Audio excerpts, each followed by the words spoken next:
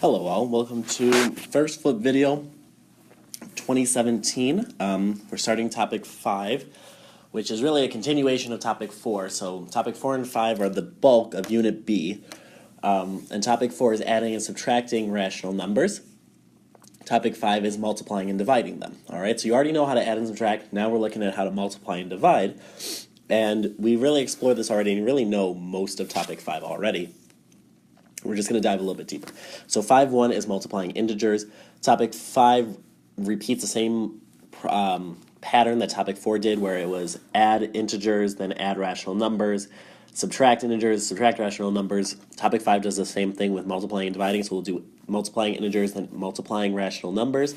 Then we'll do dividing integers, dividing rational numbers. So right now we're just talking about multiplying integers, and just a quick reminder what an integer is. You have the natural numbers, so these are the counting numbers. So 1, 2, 3, 4, 5, 6, all the way up to infinity. And then around that, all the natural numbers are part of a group of numbers called whole numbers. And the whole numbers are the natural numbers plus 0. All right, so 0, 1, 2, 3, all the way up to infinity. The whole numbers are part of the integers. So every natural number is an integer, and every whole number is also an integer. And integers are the exact same thing as the whole numbers, but also the negative non-decimal, non-fraction versions of the number. So -3, -2, -1, all the way down to negative infinity, 0, 1, 2, 3, up to infinity.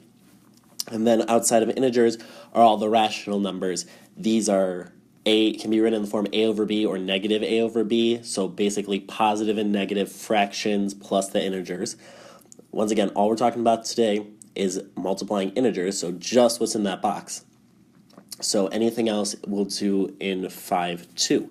And yeah, let's go ahead and do this. So just a little key, I'm going to list out what we found out in our table, but I don't want to write out positive and negative a ton of times. So P is going to represent positive, N is going to represent negative. And let's look at those 4 categories. A positive times a positive. Let's look at some examples. 2 times 3 is a positive number times a positive number, or 5 times 11. And what do both of those answers have in common? If you did this, regardless of how many examples you would get, all of the answers would be positive, because a positive number times another positive number is always another positive number. All right? Now I'm going to group positive times a negative and negative times a positive together. And the reason I'm going to do this is because we know that 6 times 2 is the same thing as 2 times 6. Right? This is the commutative property of multiplication. Order doesn't matter in multiplication, so a positive times a negative, in theory, would be the exact same thing as a negative times a positive, because order doesn't matter. So I'm going to group them together, and so if you had like 6 times -5, or -5 times 6, so notice the first 1 and 2, I just flip-flop the order. I use the commutative property to just flip-flop. 11 times -2, 12 times -1, all of those answers, what do they have in common? They're all negatives, all right? So a positive times a negative and a negative times a positive is always a negative number, all right? Last group is negative times a negative. Examples would be like -6 times -3, or -5 times -2. I know I'm picking easy examples for right now, but that's just to illustrate. Sorry about that. All right, so what do those answers have in common? -6 times -3 is positive 18. -5 times -2 is positive 10. So what do they have in common? Well, a negative times a negative is always a positive. Okay? So what do we see? Positive times positive is positive, and negative times negative is positive. So those two have the same, their answers have the same type of answer. A positive times a positive will give me a positive answer, just like a negative times a negative will. They have the same positivity, I guess would be the word. And then positive times a negative, negative times a positive. I put them in the same category, so they go together, obviously. Why do these rules work? Long story short, lots of math rules: commutative property of multiplication, identity property of multiplication, associative property of multiplication, a combination of those. I do not expect you to be able to replicate that process. It might be an extra credit question, but I don't expect that of you, all right? If you can tell me a positive times positive is positive, and positive times a negative is a negative, and a negative times a positive is negative, and a negative times a negative is a positive, I'm happy. If you'd like to learn more about this and rewatch the video we watched in class, you go into Digits 5.1, Part 2, it's slide 1 of 3, and it's a video. So it's like 4 minutes long. It goes really in depth. I do not expect that of you. So if you want to do that, you can. All right, so I just rewrote the rules: positive times a negative, and negative times a positive on the left, positive times a positive, and negative times a negative on the right. If you have different signs, right, a positive and a negative and a positive, different signs, one of each, then your answer is always negative.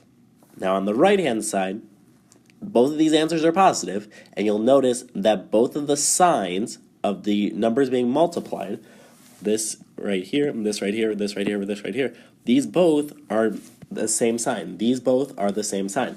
So same sign, positive answer. Different signs, negative answer. All right? Digits didn't cover this, but I think it's an interesting thing to at least look at briefly. If you have an odd number of negative terms, so like 3 times negative 2 times negative 3 times negative 1, right? You have 3 odd terms. You have negative 2, negative 3, negative 1, 1, 2, 3. 3 odd terms. If you were to use PEMDAS, 3 times negative 2 would be a negative number, and then a negative number times another negative number would be a positive number, and then a positive number times another negative number would be a negative number, so your answer would always be negative.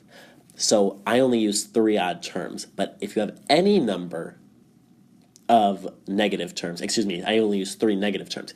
If you have any odd number of negative terms, so like let's say you had 3 times negative 2 times negative 2 times negative 2 times negative 2, 1, 2, 3, 4, times negative 2, that would be a negative answer as well, all right? So if you have an odd number of negative terms, your answer is negative.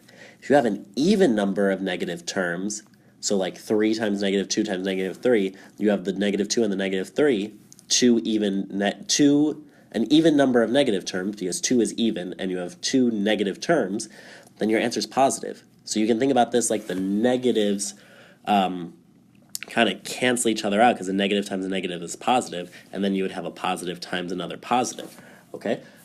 This goes beyond the Digits curriculum, but this is a tool to help you quickly figure out if an answer, a long problem, would be a positive or negative answer by counting the number of negative terms, and if it's an odd number of negative terms, your answer is negative, because they would cancel each other out in pairs, but you'd always have one left over because it's odd, versus if you counted up all the negative terms and you had an even number of them, then it would be positive because those negatives would cancel each other out in pairs. All right, that's it for 5.1.